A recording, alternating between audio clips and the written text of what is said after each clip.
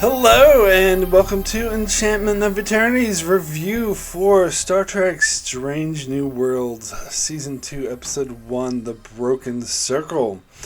This video is part of a series of videos where I review every episode of Star Trek Strange New Worlds. I'll have to start with a spoiler warning for the Season 2 premiere. If you have not seen this episode, you will not want to watch this video. Otherwise, some things will be spoiled for you. So, watching this episode again just makes me realize, sorry, cats are fighting in the background, makes me realize how much I love Strange New Worlds. And in particular, how much I love it more than Star Trek Picard Season 3. And, everyone's got their own opinions, and everyone's entitled to their own opinions, and that's all well and good, but I couldn't be further away from those who thought Picard Season 3 was way better than Strange New Worlds and the true return to good Star Trek, where I think it was, it's more the same. It's just like other seasons of Picard and other seasons of Discovery. It was a mixed bag, whereas Strange New Worlds is the true return to Star Trek, in my humble opinion. Again, everyone's entitled to think otherwise, but I just can't understand that opinion personally.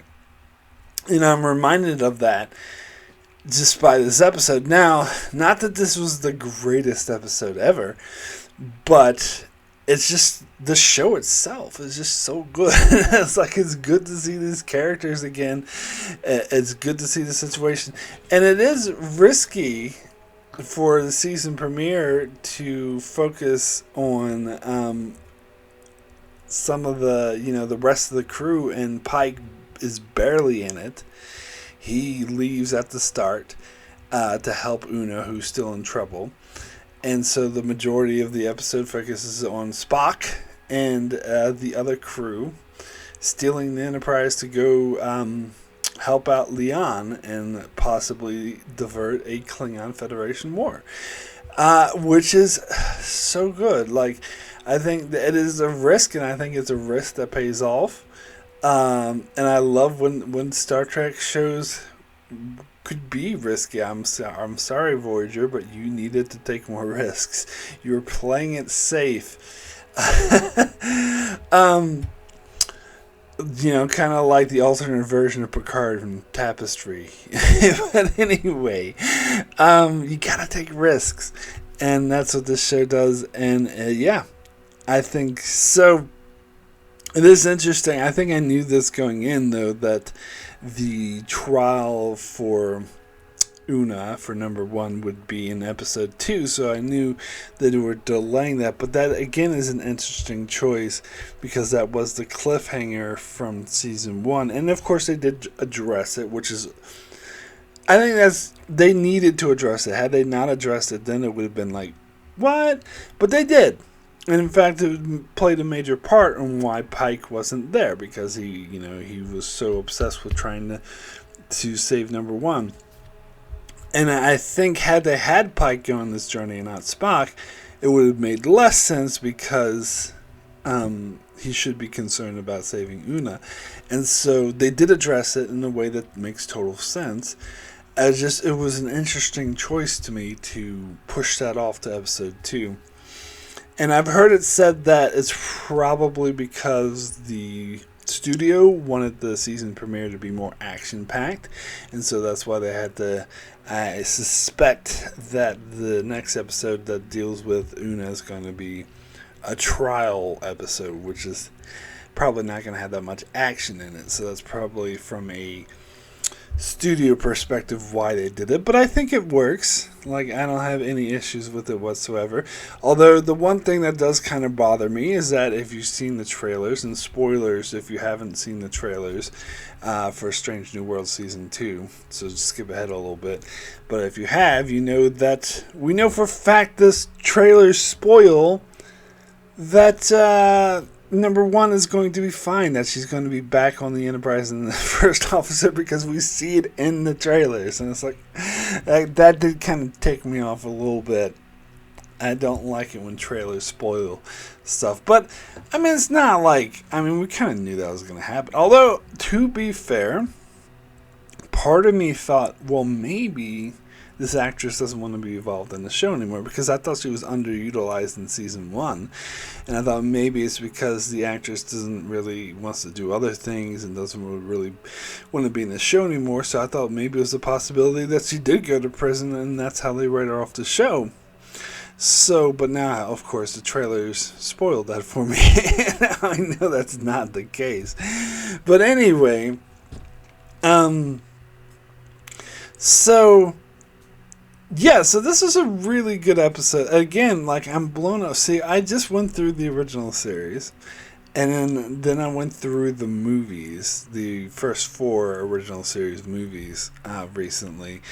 And it's weird seeing, like, an episode of Strange New Worlds have better production values than the movies. Now, granted, those movies came out nearly 40 years ago.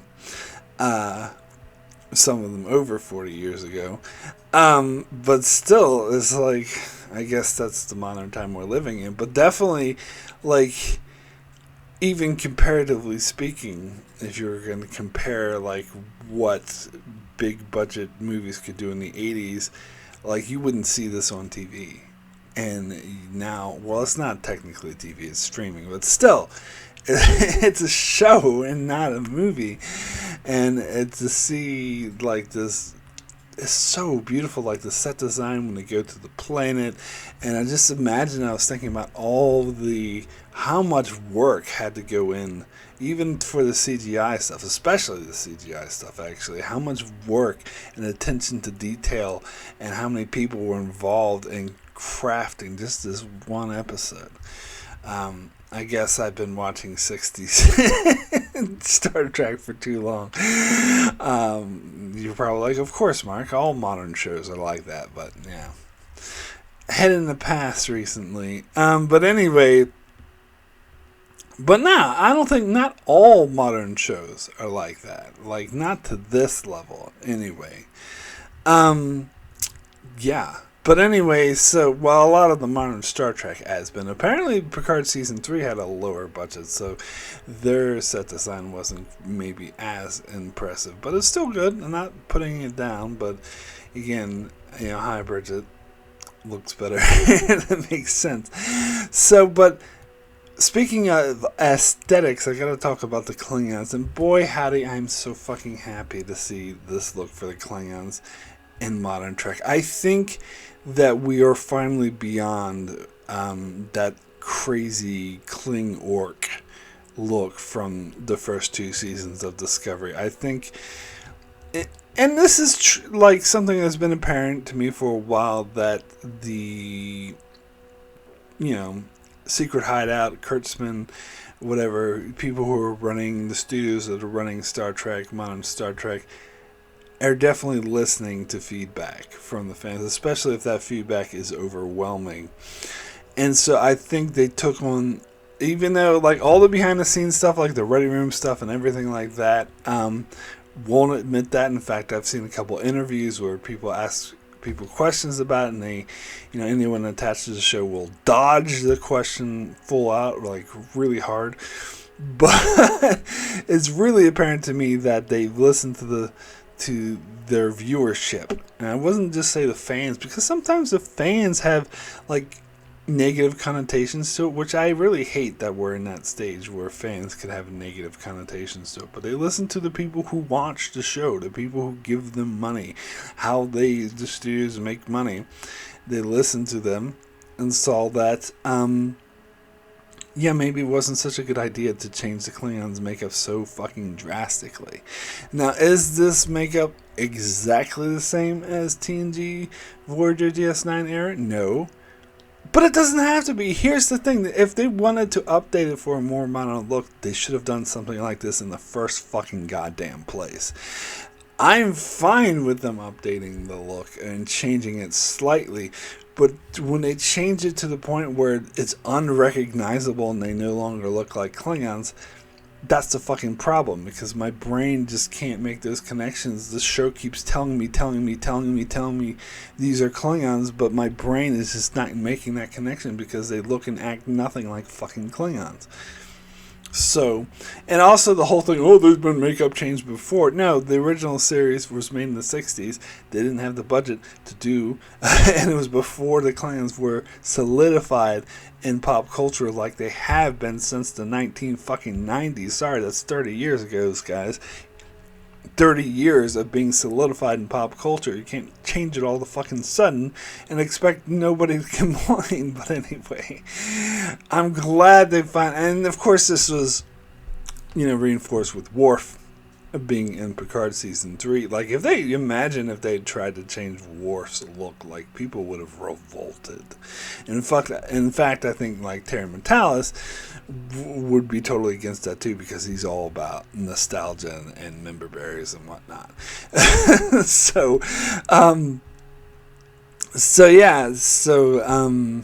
It started there though, but seeing Strange New Worlds continue that and solidify it. Now, to me, it's part of, and of course it was also in Lower Decks, but that's animation, so that's easier to just dismiss, and Prodigy. But now seeing live action, a whole bunch of Klingons in live action looking like the way Klingons should fucking look, I'm very happy. Of course, I knew this from the trailers as well, but still, to see the episode in this, so happy. Anyway, and it does say that sometimes when showrunners listen to the fans, it pisses me off. Like Game of Thrones season 7, the whole thing with the Ice Dragon bullshit. That's obviously they were like listening to all the fan service bullshit, and that pissed me off. So, not every time does it make sense to listen to the fans, but sometimes it does. When the fans see something that maybe you don't think, maybe we shouldn't have done that in the first place. So it does depend, but this is Anyway, the episode itself was pretty damn good. I do think my least favorite part was the whole action sequence with Nurse Chapel and Dr. Mbega juicing up. Like, what the fuck is that? Like, when do Starfleet officers juice up it reminded me of, what's-her-face, Clarissa Mal from The Expanse, how she had these implants that would make her go... Yeah, what the fuck is that? And it was just an excuse to have Mbega and Nurse Chapel fight, because apparently the actor who plays Mbega is like a really good championship fighter or whatever, and they're like, we have to use him. I'm like, well, maybe don't cast him as a doctor if you want to use him in fight scenes. Just my, suggestion there. But anyway, and then they do address some issues of his PTSD from being involved in the war, which is really interesting, and how how difficult it was for him to have to sort of get back into that and be reminded of that. So that was good character beats. Also, the whole plot about a group of former... I think they stated that some even former Starfleet officers were involved, and former Klingon officers who just wanted to start the war again just to profit off it, just to make money, because the dilithium mines were making shit tons of money during the war. But when peace happened, that's all they stopped making money. So they're like, well, we need to start the war again so we can make some money, which has a lot of very relevant and strong social commentary. And I'll leave it at that. You can extrapolate, but it's very obvious what this episode was saying, and I'm here for it. Absolutely love it. But also, it reminded me a bit of Star Trek VI, where, members of Starfleet and Klingons conspired to stop peace from happening. To stop the peace treaty from happening. So I bought that. I thought that was interesting.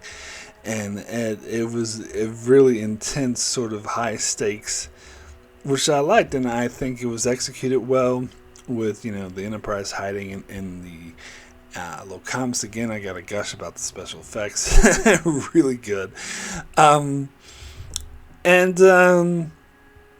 And yeah, seeing the Leon hanging out on that planet, and we actually get a follow up to the young girl she was looking after. Hold on 1 second, I forgot to look something up.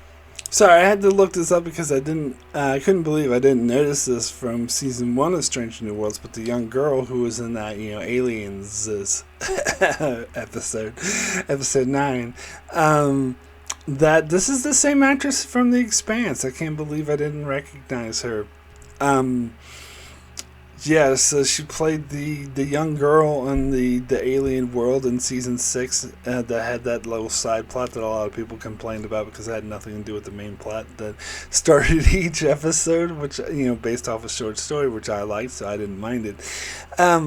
But yeah, that's the same actress, and she was also the same actress who appeared in season 1. I didn't recognize her back in season 1, but watching it today, I'm like, hey,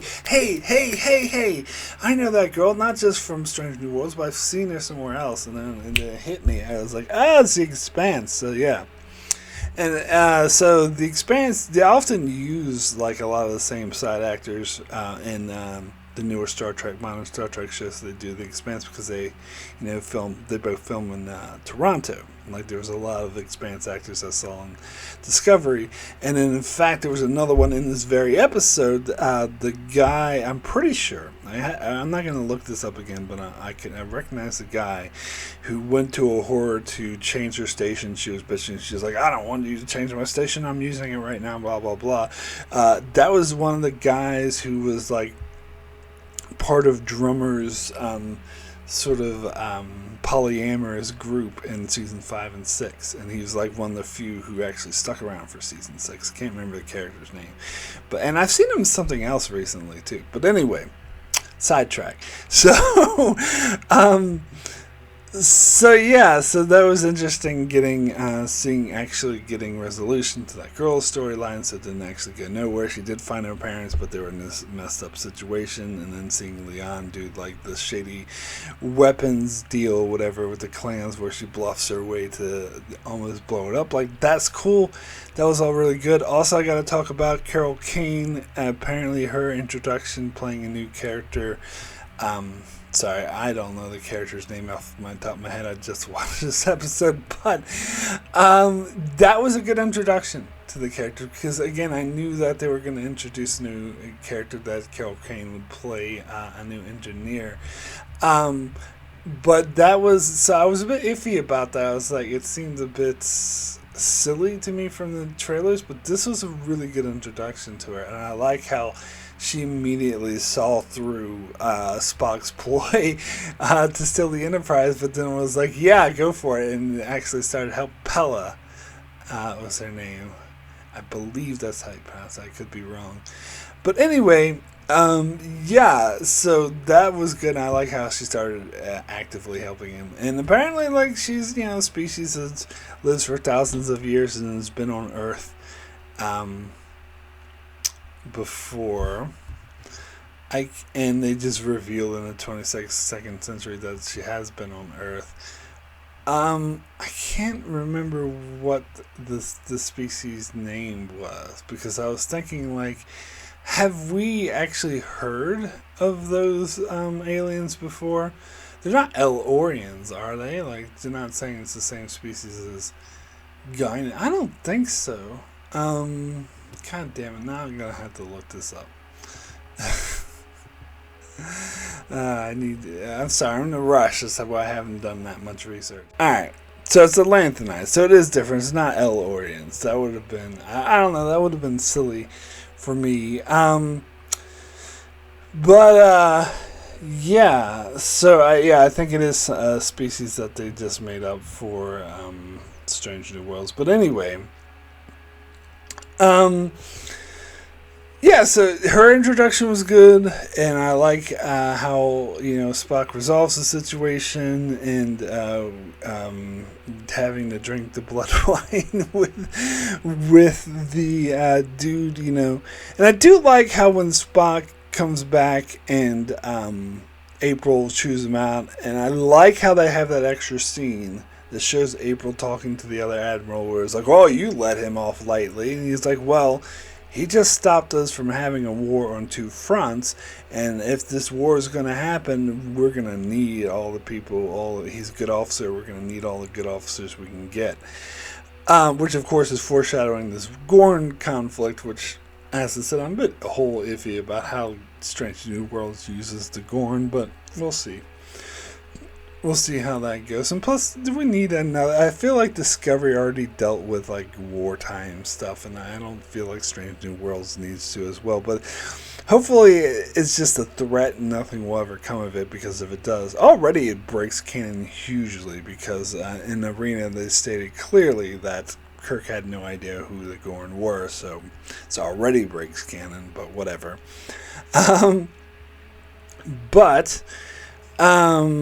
I love that scene, and I'm glad they had it, because a lot of people were like, "Well, yeah, Spock got off scot-free. Why the hell are they being so lenient on Spock?" I think it makes sense, though, but I like how this show actually, made it clear why. Had April say, "Well, this is why," and it's true, like, he just averted a Klingon war. And I was just watching, again, as I said, I was just watching Star Trek 4, and how Kirk, violated all the bullshit and stole the Enterprise in Star Trek 3, and he got off scot-free, but he saved the fucking Earth. And so when people complain, "Oh, why didn't they do anything? They just demoted him to captain. That's it." I'm like, he saved the Earth! Obviously, I think that's a good reason to let him off scot-free, and it's the same thing here with Spock, that he stopped a war from happening, which is absolutely what they needed. So it does make sense that they just went like that to him. Not that, I mean, you're like, "Oh, anyone can go steal a starship and get off scot-free." Well, if they save the Earth, or if they stop a giant war from happening that will destroy the Federation, then yeah, they do get off scot-free. And I don't think everyone who steals the ship could meet those two conditions. That's just my opinion. Now, so yeah, let me talk. I guess the last thing I gotta talk about is Spock and Nurse Chapel, and how talking about breaking canon. Like, the whole Nurse Chapel thing is already really iffy, because this character doesn't act anything like the character from the original series, and she's much better. And so I really wish they would have just called this character someone else. But now, like, they're showing that Spock has, like, strong feelings for her, and that, like, he was particularly attached to her. They made that clear at the end, where he didn't want to destroy the ship because she was still on board. And when they beamed her aboard and barely saved her, he was, like, crying and running to her, and just ignored Dr. Mbega like he was a piece of trash. That does not at all match up with Spock's portrayal in the original series. Now, I have a prediction, a guess of where this is going. I think they're going to do something where Spock has a mind meld or something to erase, kind of like a Eternal Sunshine of the Spotless Mind situation, to completely erase his feelings or his knowledge of Nurse Chapel, and they could say, "Oh, that's why he was sort of unfeeling towards her in the original series," or that maybe he just undergoes like not the Kolnar exactly, because that would be breaking canon, but something similar where he purges all of his emotions and becomes completely logical, so he's avoiding any sort of emotional contact, and that's why he's really distant. So I have a feeling either one of those things is going to be coming this season. So anyway, my rating for The Broken Circle out of 10 is an 8, extremely good. Yeah, it was a good start for the season. However, as I hear from those who got previewed this first 6 episodes, the season is going to get better, which I don't doubt. But I just love this show. Because I could say, "Oh, I love the set designs and special effects," but I love those things about Discovery, but Discovery still is a mixed bag. where this show isn't, because it also has strong writing, strong characters, good character stories. I mean, maybe the stuff with, like, you know, the fight scenes with M'Benga was a bit stupid, which is why I got to bring this episode down to an 8. But other than that, it was a pretty strong episode. As I said, the stakes were high. They followed up on Leon, and they averted a war with the clans and gave them their proper makeup. So I'm happy. And it was a good introduction to Carol Kane's character as well. So that is it for my review of Season 2, Episode 1 of Strange New Worlds. I shall be back next week for Season 2, Episode 2. So be sure to check out my channel for that. And also check out my channel as I cover all things Star Trek. At the moment, putting out old reviews I did for the animated series that were previously only Patreon videos. I'm releasing those to the public every day, so you can check out my channel for that. And then next month I will start covering The Next Generation every episode. So, and many other things, of course, going on my channel. So be sure to subscribe so you can keep up with all of that. And thanks a lot for watching.